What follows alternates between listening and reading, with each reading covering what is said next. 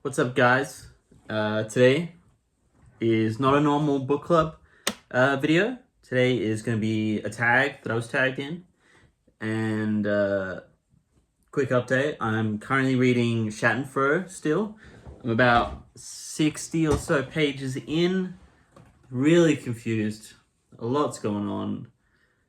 Trying to just get my bearings with it currently. All of this I'll talk about in a couple days in my next video. It is Thursday the 19th. It's about 7 o'clock Australian time. Wearing my favorite Grateful Dead shirt. Keep it green.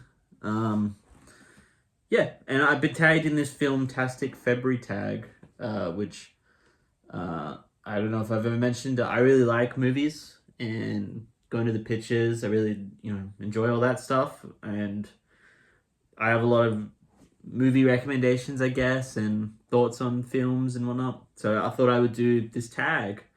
I was going to edit this video to have the picture of the movie that I was talking about, but I think I might just put it in the comments, like an IMDb link or like a link to it or something. Because that's just a bit easier for me rather than having to move this video to the computer and then, yeah, too much. Anyway. I got my cup of coffee in one of my Snoopy mugs. First one is your first memory seeing a film at the Pictures/cinema. This one's really hard. I really did sit and think about this one. I can't really remember, honestly, what my first film was that I saw in the cinema. I can remember ones that I saw when I was very, very young, but I don't know if any of them were the first ones or not. I remember seeing Spy Kids, the first one. I just have no recollection of seeing what my first movie was. I remember, one of the earliest movies I remember watching was a movie called Napoleon, which was not about Napoleon Bonaparte, but about a little golden retriever dog that gets, it's like a dog that has a voice and it talks, and it's a live action, and it's in Kangaroo Island, which is like not far from my state. I guess it's technically a part of my state, I guess. It's very cute. It's very, very Australian. The accents are very Australian. Sorry, my head's very Andy Warhol crazy today. It's a very Australian movie. It's got Dame Edna, Barry Humphries in it at one point, which is, was, I think, extremely famous Australian. Yeah. Number 2, a book about a film. It can be behind the scenes, an autobiography, a work of fiction that includes the film as a main subject, or oh no, so that's the second one. A book about a film. I don't really have any. I don't really read stuff about cinema. I'm just gonna do one quick check. I don't really have anything about makings of movies. I'm just not really that into reading about that kind of stuff, and yeah, I honestly just don't have any. So I don't even think I've ever read one, to be honest. Yeah, I think I read the Room book, maybe the one about Tommy Wiseau, but I don't have it, and I can't remember if I actually read it or not. Number 3, a novelization or a tie-in book. I don't have any of those either. I don't particularly read novelizations, and tie-in book, I guess, is that talking more about like a book that's based on a film, or a film that's based on a book? I don't have any of those either. I have lots of books that were made into films. I have a first edition Jurassic Park, which is very cool. I really love this movie. The book is very cool. It's a lot different. The book is almost completely different than the movie. It's a lot more gnarly. A bit more brutal. The dinosaurs really go crazy. Other than that, I don't have really any other books that were made into. Oh no, actually, what am I saying? I have heaps.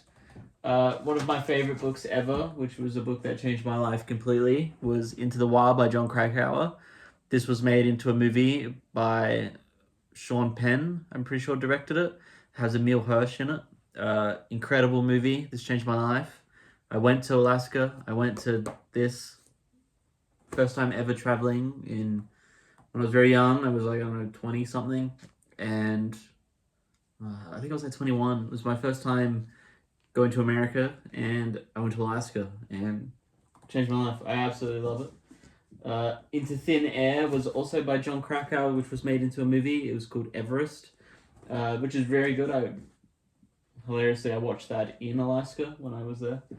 I have First Man by James R. Hansen, which is an autobiography about. I say it very weird. It's an autobiography. How do you say it? Now I've said it weird so many times I can't remember how to say it. Autobiography about Neil Armstrong, who is like a personal hero of mine. This book's very in depth. Some parts are quite dry because it's just about his entire life. And if you don't know anything about Neil Armstrong, if you really want to, this is the book to read. There's other books about Neil that I wouldn't recommend because they're not as close to the source as James R. Hansen's was. This book was made into a movie with Ryan Gosling, which is one of my favorite movies. It's called First Man as well. That movie does very good justice to the book. It kind of gives you a brief overview of Neil up until the moon landing, and then about this much of the book is after the moon landing. So you do actually find out a lot about him. This is the book that kind of got me back into reading. Funny enough, I really wanted to read it, and I found a copy. I don't think it's like a first edition or anything, but this book was made into a movie as well. I have In Cold Blood, sorry, which was made into a movie. I've got a Nick Cave book, The Death of Bonnie Monroe, which was also made into a movie. I haven't read this book yet, but I'm kind of waiting to read it. This is, I don't have a dust jacket, and I really want a dust jacket for this because it's really cool cover. This is The Assassination of Jesse James by the Coward Robert Ford by Ron Hansen. Now, this is like I always forget the word they use for it. It's like a dramatization nonfiction, I guess. Like it's pseudo fiction. There's bits where it's like reads like a normal book, like a normal fiction book, but it's incorporating history into it, I guess. This was made into a movie, which I absolutely love. It's got Brad Pitt and Casey Affleck in it. I don't remember who directed it, but it's called the same, and it's incredible. It's an incredible movie. Brad Pitt really knocks it out of the park playing Jesse James. I have a whole bunch of other ones that I'm not really gonna sit here and talk about, but one book I actually do want to get as a first edition is No Country for Old Men by Cormac McCarthy, which was made into a movie. Yeah, I'm not going to ramble on about this one too long, so I'll just move on. A film about writers or writing. I'd say my top two favorite movies ever, I can't decide if it's number one or number two, is Synecdoche, New York by Andy Kaufman. Charlie Kaufman, sorry. And that book is about a playwright. That movie is about a playwright played by Philip Seymour Hoffman who gets a grant to make a play, and he decides to make New York City into New York City, like it's a city within itself, and everyone is playing a real life person and living their lives out on a play.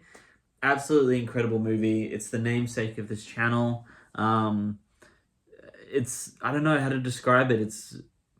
It really sat with me for a few days after I watched it. It's super like confusing a little bit. Like you don't really know what's happening a lot of the time. It's kind of a bit, twists and turns. It's not a thriller. It's not an action. I wouldn't even say it's a drama. There's no violence in it. It's just I don't know how to describe it. Maybe a drama comedy, I guess.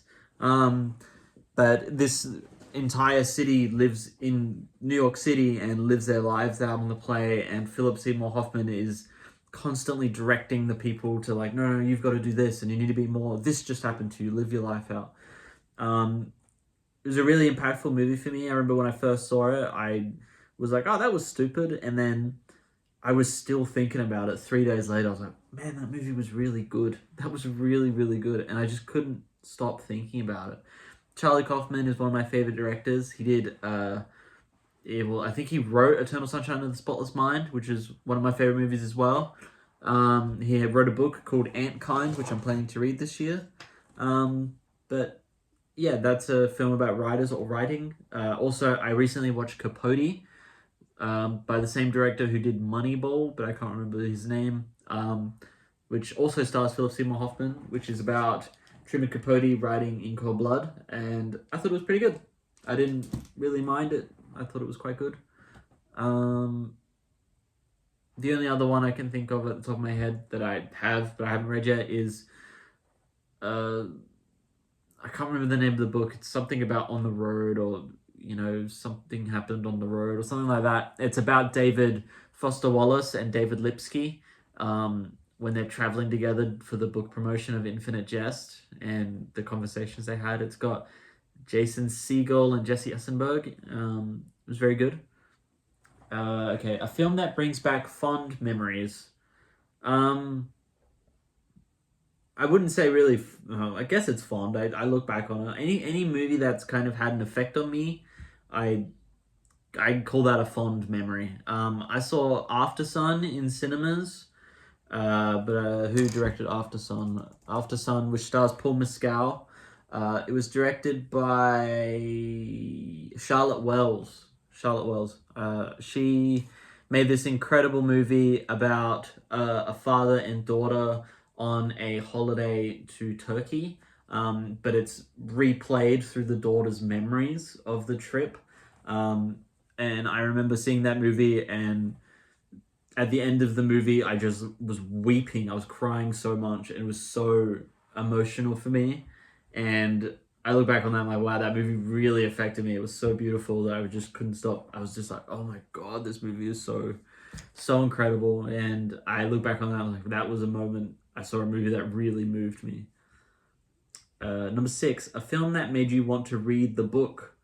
A lot of them, actually. Jurassic Park. I really wanted to read Jurassic Park because I'd seen the movie so many times as a kid. I think that is probably the main one.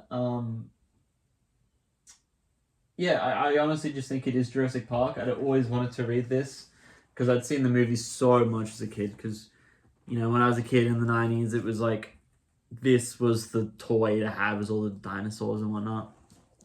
And so, yeah, having a first edition of this is super cool. I think it's just an Australian first edition, but I don't care. Hardcover, I read this in like 3 days because I couldn't put it down, and it's very easy to read. Michael Crichton writes a very easy to read book, super easy to just to slam through them really quick. I also read The Black Dahlia by James Ellroy, which was very good. It's kind of like a 1940s crime noir book.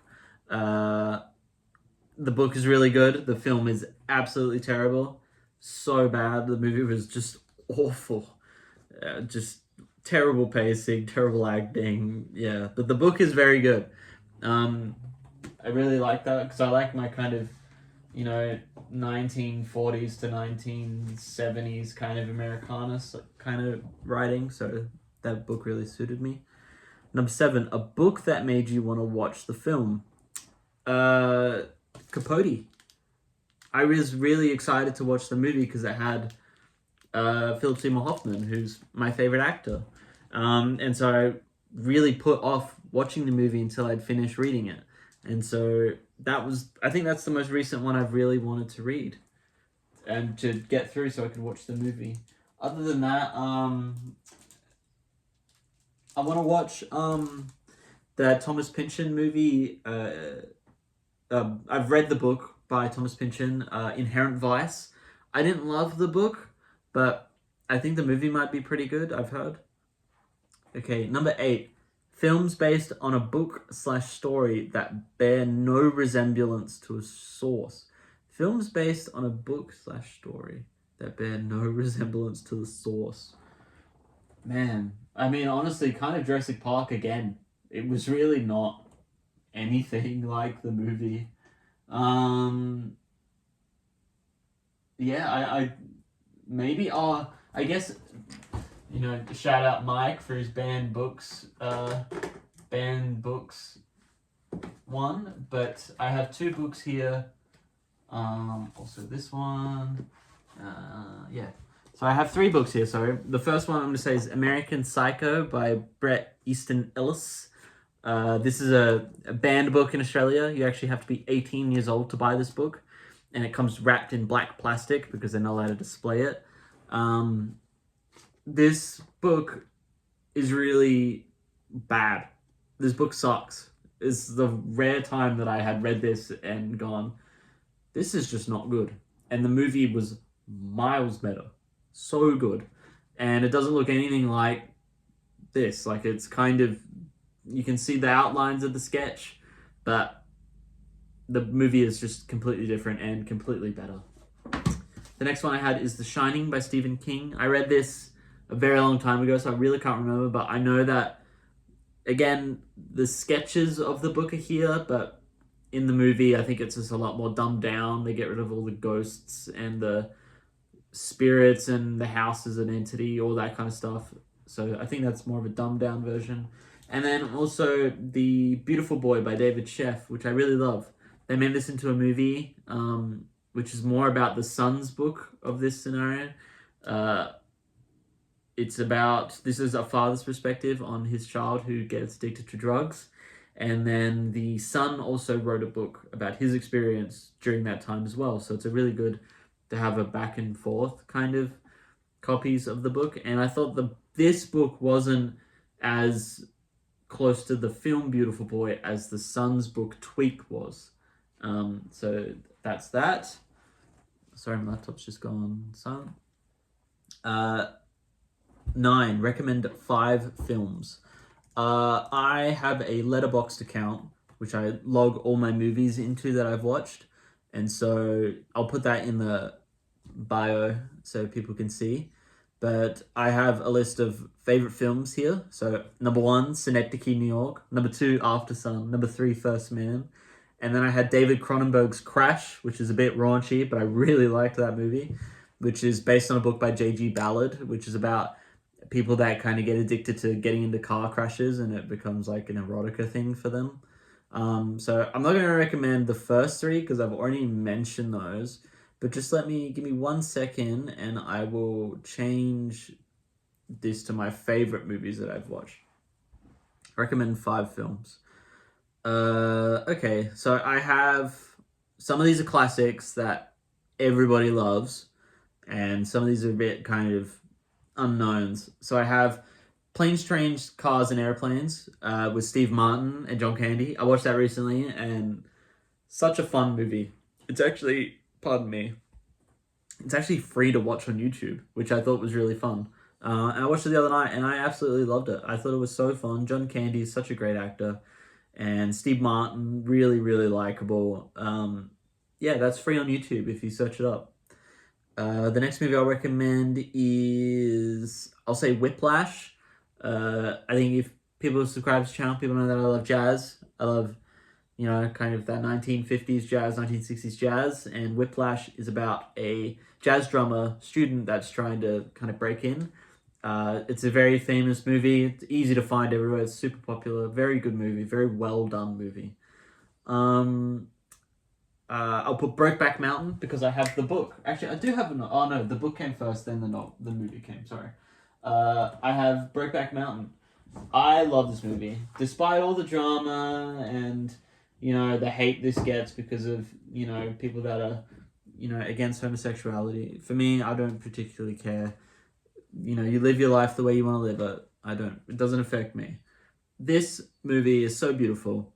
Set in Wyoming, which I want to go to one day because Wyoming looks beautiful if it looks anything like it does in the movie. I love the fashion. I love all of that. All incredible movies. Very good movie. I think the book is only like 50 pages. It's a short story, which got turned into a full feature-length film. But I don't know, it's just that, I don't know, something about it is just such a beautiful movie. It's shot beautifully. It looks incredible. I will recommend to people to watch Into the Wild. This movie changed my life when I was 15 or something. You know, I really needed someone to connect with, and Christopher McCandless at the time for me was that person who was a bit more, how do you say it, kind of against the grain of what societal norms were, of kind of living for yourself and living in the moment, and that kind of Zen philosophy without really being Zen. This book changed my life so much so that 5 years later I ended up going to Alaska by myself, hitchhiking and camping and doing all that jazz out there in Healy, Alaska, middle of nowhere, really boring. And yeah, I watched the movie, I don't know, 50 times. I love the movie. It's so good. It's by Sean Penn. Absolutely love it. Massive recommendation to go see this. It's a really beautiful movie, and the book is really good. The book is a non-fiction book. It's very short. It's only 200 pages. You can pick it up anywhere. It's very good by John Krakauer, who I love. I love his writing. He has a YouTube channel as well. He makes videos. Another movie that I will recommend is okay. I'll recommend one for Mike because Mike's currently reading a lot about Germany and Nazification and all that stuff. There was a movie that came out a couple years ago called Zone of Interest, which is about Rudolf Hoss, who was the commandeer or commander of Auschwitz, and it actually has nothing to do with Auschwitz. The movie is on surface level. If this had nothing to do with Rudolf Hoss, it would be an unwatchable, completely boring movie. The movie is about Rudolf Hoss and his wife, and it's just them living their lives in the house that was built next to the camp, which is real. They actually did build a house for them to live in directly next to it. And the movie is just them about them tending to their garden, you know, teaching their children and living their lives while this horror just happens in the background of the scenes. Absolutely incredible movie. It was directed by Jonathan Glazer. I think it won a couple Academy Awards. It came out in 2023. Incredible movie. Super incredible movie. Again, you don't see anything horrible. You don't hear anything horrible. It's just that, I don't know how to describe it. It's just that kind of gross feeling of these people are living completely normal, rich lives, and that is happening right next door to them. And it's just that watching them going, oh my God, like, this is how they live their lives. It's an incredible movie. It's really historically accurate from what I know. I don't really know much at all about World War II, but from what I read originally when it came out, it was very well received. So I recommend that to anyone that's interested in World War II stuff. I know Mike is reading a lot about it, and if he gets the chance or sees it out there, or I don't know what the streaming apps are like in the States, but if you can find Zone of Interest, you'd really enjoy it. It's a really well done movie. And I will look at one more. I can't remember how many I've recommended. Uh, I'm just going by my like 4 stars movies. Because I did my 5 stars already. No Country for Old Men is very good. Eyes Wide Shut, Heat, love Heat, great movie. The ultimate like kind of masculine man movie is Heat because it's just so cool. I'm gonna say Anatomy of the Fall, which also came out in 2023 by is it Justine Triet who directed that. It's a German movie about, or is it French? I can't really remember. I think it's German. About a. This also has Sandra Huller, who is in Zone of Interest. Sorry, I'm just thinking out loud. Anatomy of the Fall is about a wife who is on trial for her husband's death, who had a mysterious fall. It's really, really good movie, and I was thinking about it for a couple of days after. So it's super cool movie. It came out in 2023. I think it won a few Academy Awards. Sandra Huller in it is incredible. She's such a powerhouse performance. It's like it's not a thriller. It's more like a because it's not really thrilling at all. It's I don't know. I don't know how to describe it. Maybe watch the trailer, have a look, see what you think. So my movies were Zone of Interest, Anatomy of the Fall, Synecdoche, New York, and Into the Wild as my 5 movies. And then I think I did Brokeback Mountain as well. Um, Tag 10 people, and I will tag 10 people. Thank you guys for watching. This one has maybe a bit more erratic than my normal kind of booktube one. I'm quite passionate about movies. I know I watch a lot of them. There was a time where I was watching them like almost every day. I haven't really watched a movie in a couple of weeks, but I really do love cinema. I love talking about movies, and I'm really passionate about it. So sorry if I seem a bit more erratic. I just get a bit excited about talking about this stuff, and I love recommending stuff that I like and seeing what people think. So I'm gonna be making a bunch of videos this week. I have a lot of free time, and same as Mike, I'm a bit shy about making videos when people are around, and I've got the whole house to myself this week. So I'm gonna make a whole bunch of videos and just queue them up, so I don't have to worry. But yeah, expect a book club video maybe in a couple days. I'll post it. Just giving an update of what I'm reading and what I'm thinking about, and some book tags and recommendations and all that jazz. But yeah, I'd love to talk movies with people. I'd love to have long conversations. I'm gonna try and put the IMDb links or letterbox links in the in the bio. I'll put my link for my letterboxd account so you can see what I've seen and what I've rated. And yeah, thanks for watching, guys. I'll see you in the next video, and have a great day.